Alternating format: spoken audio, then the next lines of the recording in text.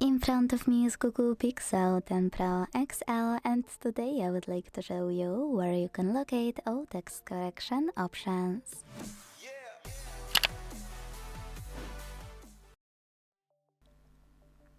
Your Google Pixel has a lot of helpful text correction options like autocorrection, spell check, and more. So today I want to show you how to find and manage all of them. No special apps or any tricks needed, just your device's settings. So let's begin by launching settings and scrolling down to click on system. Over here. Now tap on keyboard, on-screen keyboard, and finally Gboard.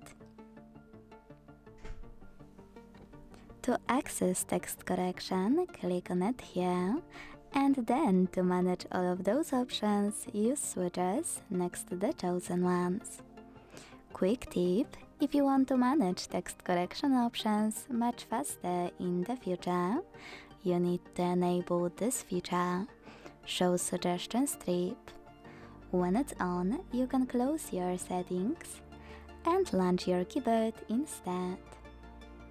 Most people miss that you can actually click on this gear at the top of your keyboard and tap on text correction right away.